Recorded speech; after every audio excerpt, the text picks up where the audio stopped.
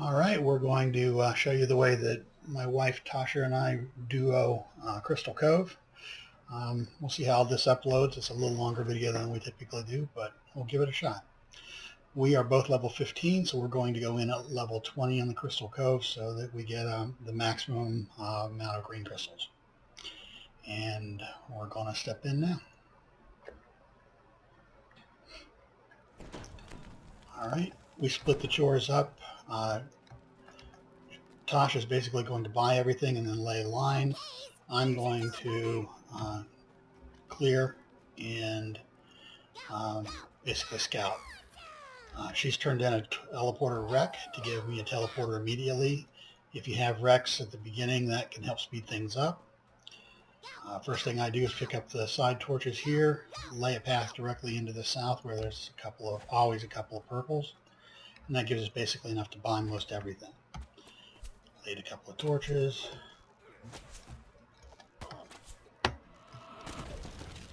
Lay down a teleporter. Your party has acquired a kobold teleporter. And clean up the trash.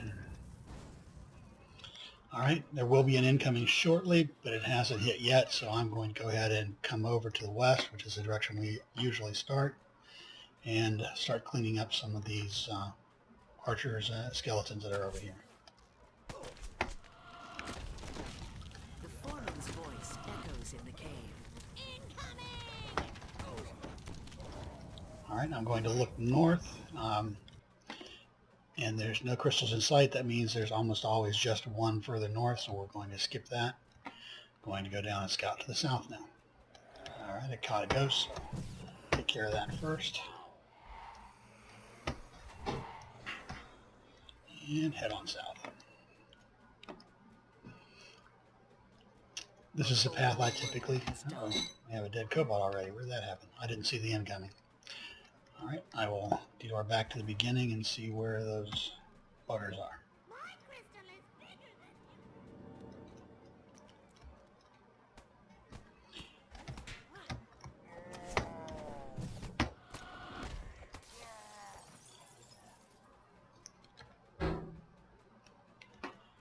Alright, go back and resume scouting. That's why I don't usually talk when I'm doing a task in DDO. Miss things like incoming. And there's the other ghost. Which means I'm a little behind on my scouting, but at least the ghosts are cleaned out. Alright, there's nothing for south. We have our own naming scheme for these things. And there are purples second south. West second south. Yeah, I've got incoming I've got to go back for, so I will do that. Looks maybe like one more guy came in, hopefully. Yeah, don't see any others. Alright, so we're just cleaning up the previous group. Alright, I will head back to west second south and clean up the top group. And Tasha's already strung things out here, so she's ahead of me. She may be cleaning that already. It looks like she is based on her dot on the map.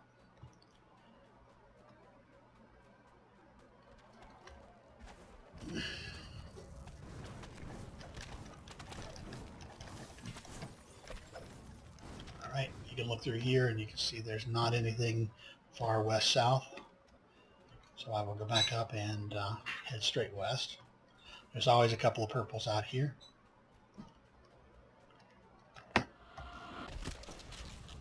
And there's nothing north as well. I will go ahead and clean up the mobs both directions here just because the kobolds tend to wander around a little bit and they can sometimes pull aggro. But if you don't see anything, looking north and south from there, there aren't any purples either direction. So you can just move on to the next area. I'll go ahead and clear the guys south, and then I'll head over and go check the east side. So far, not a great layout. But hopefully there's a bunch on the east side or in the water room.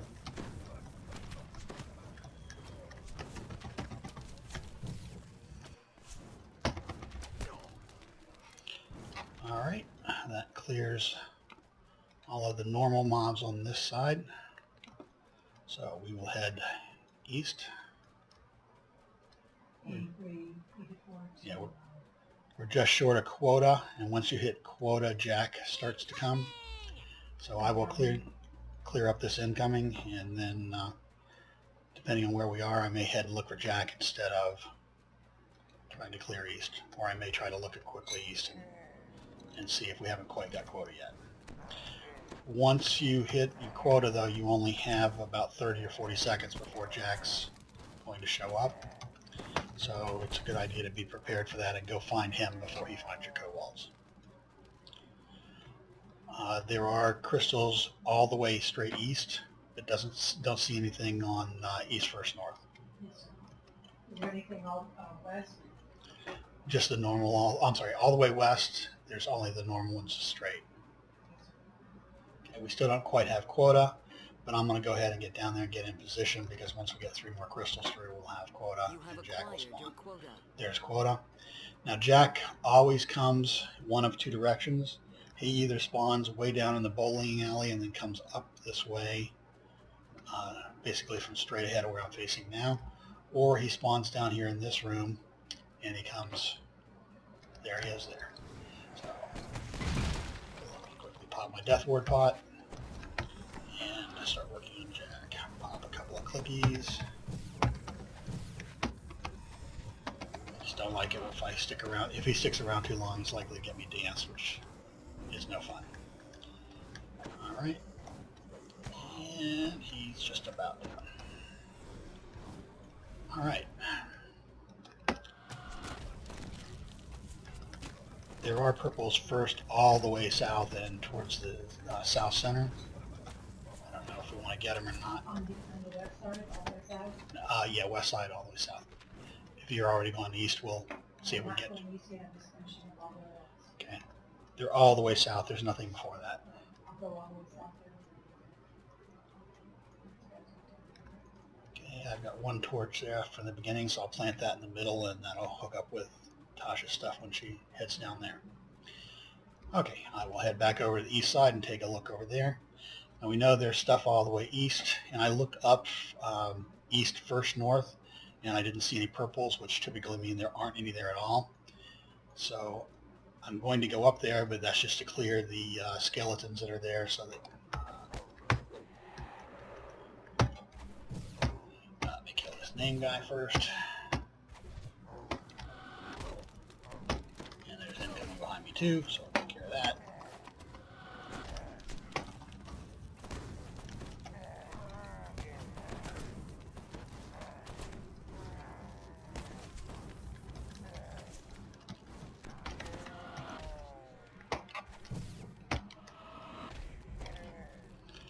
Alright. If you don't clean up these skeletons, the kobolds will often pull their aggro and get in trouble, so we're going to go ahead and clean them up.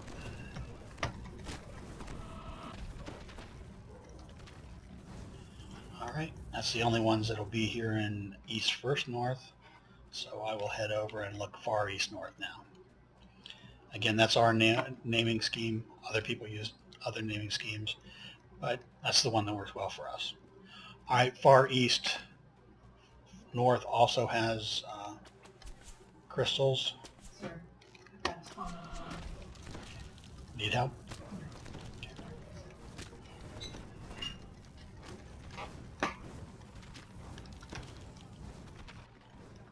Alright.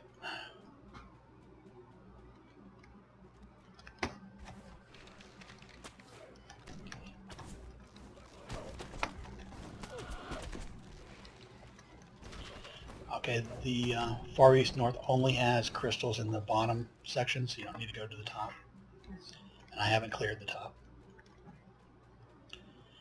Alright, heading for the water room. I doubt I'll make it there before incoming hits, but...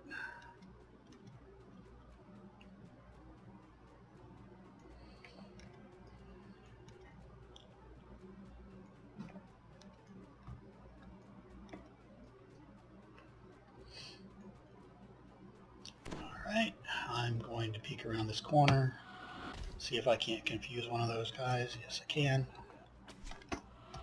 Makes it a little bit easier to get this first group. cleared up. Water room looks like it's fairly loaded.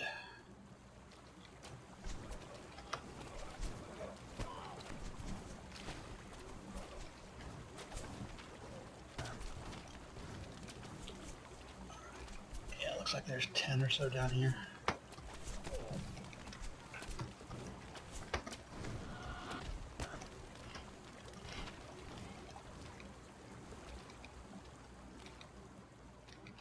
And then I'm going to go check in the middle down here what we call South Central.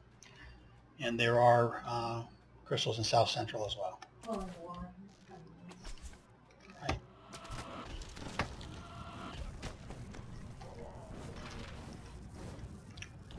Okay, there's half a dozen in South Central in the main room, but I don't see anything south of that. All the way west. There's stuff at the intersection west. Ah, gotcha. I'll be back in a second. I've cleared down here, so I'll detour back. Trying to get these guys out of here if I can, before the rest of them come. And I'm right in front of you. Is there more trash over here? Did you take care? Gotcha.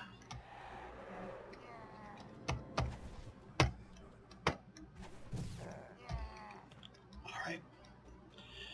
Tosh has pulled the line and is heading east. And at this point, we've scouted basically everything that's in our normal path, and that's the normal pattern we follow in terms of where we go.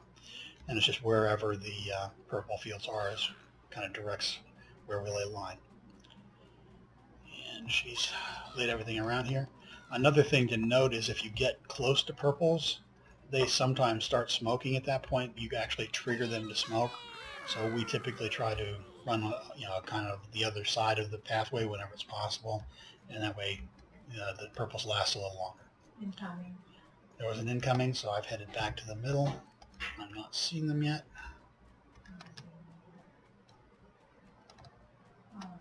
East. There it is. All the way. All the way east and then around the corner, the first section after that. All right, and I got another teleporter wreck. Teleporter wrecks are the most valuable wrecks, so they're the ones that I save, across instances of Cove. So when it goes away, I'll put those in my TR cache and keep on hold of those. When you use a teleporter wreck, you instantly get a teleporter, so it saves you 10 crystals, but it also gets you moving much faster. Now, basically, I'm just going to run the line and then detour back when there's incoming because we've already scouted everything we're likely to get to. When we have a third person, sometimes we can make it down to the bowling alley once we've finished east and west, but with two of us, that's pretty rare. It's kind of a long run to get there. We just typically are a couple minutes short of making that useful. So we're looking like a deep. Heading to the water room. All right. She's pulling the line heading to the water room, so I'll pull the first one there and drop it for her. I won't get any further because we've got incoming. I didn't quite get that hooked up. Yes, sir. Thank you. I had to turn around and get the incoming before I got it lined up.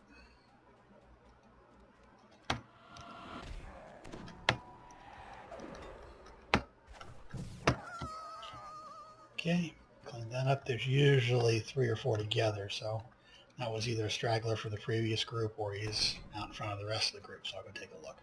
My guess is he's a straggler and he was just not in sight when I was over here killing the other guys. And I'm going to assume that's the case.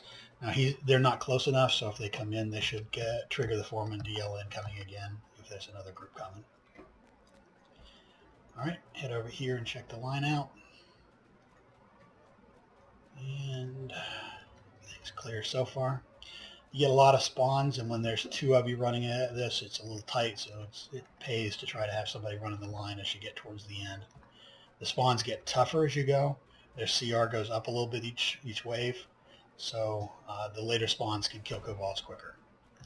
And thank you for the haste, Tosh. All right. And I'll just turn around and head back up. Is there anything deep south? Yes, south center in the top room only. Yes, sir. You don't need to go south into the... I don't know if I've got enough for just to get there. Okay.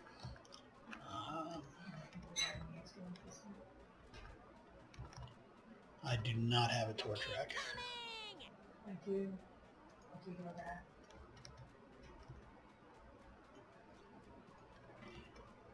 There's incoming. You get a lot of incoming in the late stages. So. Okay, maximum number of torches increased. And notice this is a CR22. I think they were around 17 in the first waves. So they've gone up, and that makes them considerably tougher in terms of their saves. And also they hit harder, so the kobolds can go down real quick. There's another group coming in there. Get those guys off. And head back. We're right now sitting at 576 on our score. That's probably around 350-ish. Green dragon shards at the end. And we still have a few purples left to go on the bottom, so we're probably looking at it at 450, which is kind of average for us on the duo, maybe a little below average, but it's a decent run.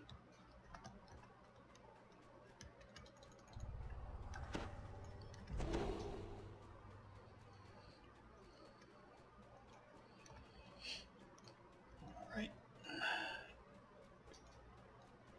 You headed for South Center? I am. All right. And it should be clear, so I'm just going to turn around and run the line again. And we're also due for incoming. You get several waves here in the last couple of minutes. Okay. We've also got Greg coming. Greg spawns at, I think, 4 minutes or 3 minutes left in the quest. I don't remember which. And Greg spawns at one of two places. He's either South Center, which is where Tosh was headed, or he spawns down in the bowling alley and comes up from the west. So Tosh is kind of close to South Center and should probably stay there. So I will head over this direction, look for incoming. Oh, there's Greg now. So it was 4 minutes when he spawned. And he spawned over by the bowling alley and came up west. So if you go all the way west where we first went and wait for him, he's either there or he spawns in South Center and then comes up what we call west first south. So that's the two places you can look for Gregoire. They're clearing the deep south. All right, there are nothing else. no more purples left. They're finishing up the deep south now. So yeah, just go east, first north, and pick up some greens. But we're looking at a score of 700, which gives us right around 500 crystals. That's not too bad. Greg should be going down. There we go.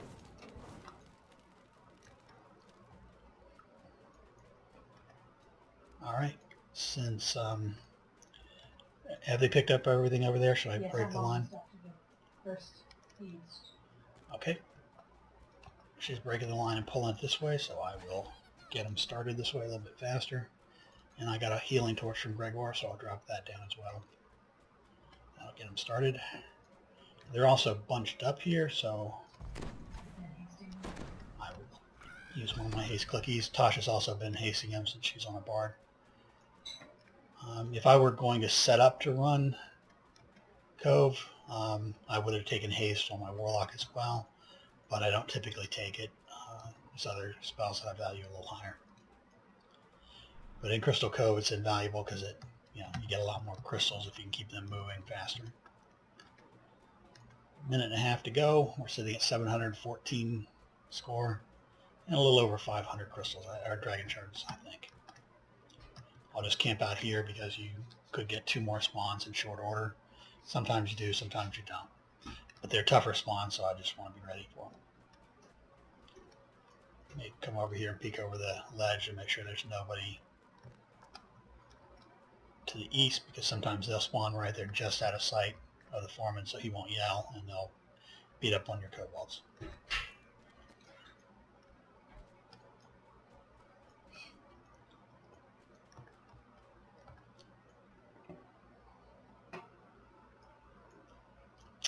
There goes the spawn now. And these guys are also 22. CR22. There should be another group behind them. Well, usually there's more than one at a time.